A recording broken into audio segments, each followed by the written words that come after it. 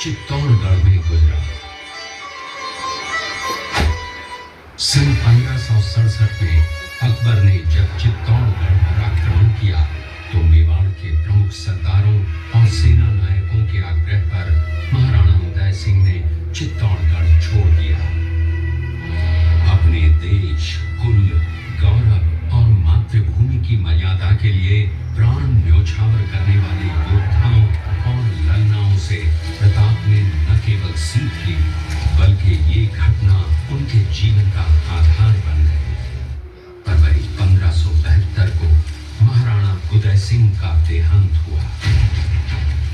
प्रताप की ज्येष्ठता और योग्यता को ध्यान में रखते हुए सरदारों ने उनको राजगद्दी पर आसीन किया।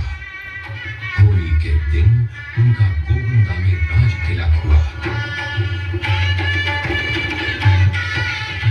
उस समय तक लगभग सभी राजाओं ने अकबर की अधीन का स्वीकार कर ली थी। एकमात्र महाराणा प्रताप ने अपना मस्तक अकबर के आगे नहीं झुकाया।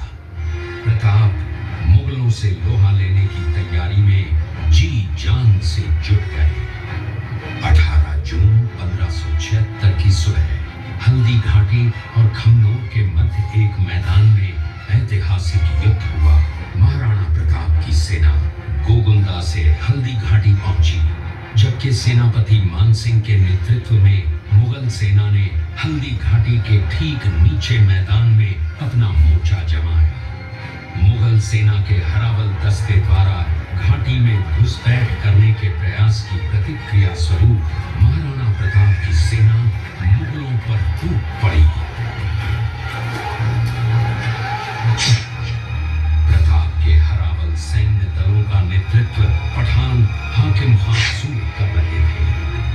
भीलू राणा, जो राणा पूंजा के नाम से भी जाने जाते हैं, उनके नेतृत्व में भील आदिवासियों ने गोरिल्ला पद्धति से युद्ध करते हुए मुगलों के छक्के छुड़ा दिए। देखते ही देखते शाही सेना में खलबली मच गई। रक्त तलाई घोड़ों के टापों, हाथियों की चंखारों और तलवारों की झंकारों से गूंज उठी। चारों तरफ हाहाकार मच गया।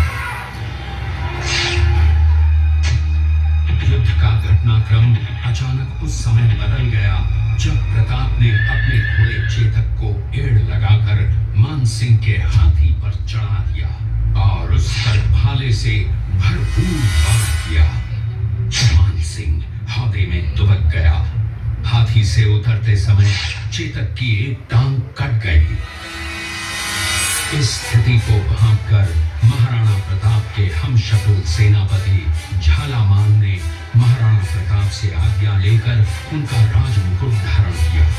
मुगल सेना झालामान को महाराणा प्रताप समझकर उन पर टूट पड़ी और झालामान शहीद हो गए।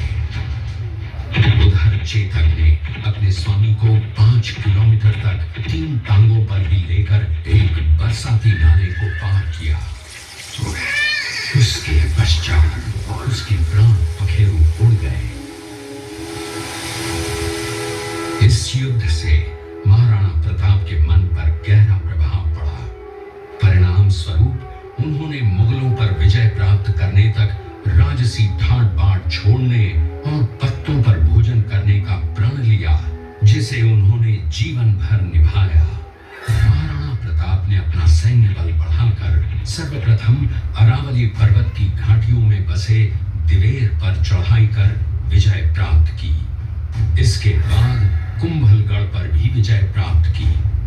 सिर्फ चित्तौड़गढ़ को छोड़कर सारे मेवाड़ को अपने अधीन कर लिया। कालांतर में महाराणा ने चावंड में अपनी राजधानी स्थापित की।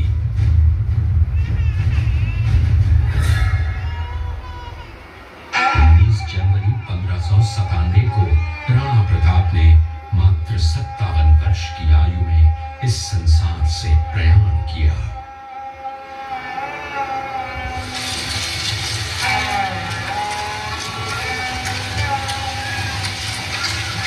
हल्दी घाटी का युद्ध एक सांप्रदायिक युद्ध न होकर आत्मसम्मान, मातृभूमि की स्वतंत्रता व स्वाधीनता का संघर्ष था।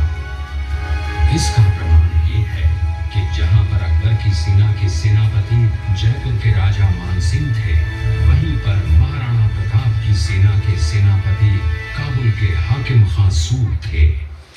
महाराणा प्रताप स्वतंत्रता की वेदी पर एक ऐसा अंगारा था जो आत्मसम्मान व देश गौरव के लिए दिन रात जलता रहा, धधकता रहा और अंत में बुझकर भी उसने देश में ऐसा लौह भर दिया जिसकी प्रखर किरणों ने भारत माता को गुलामी की जंजीरों से मुक्त कराने के लिए सदा प्रेरित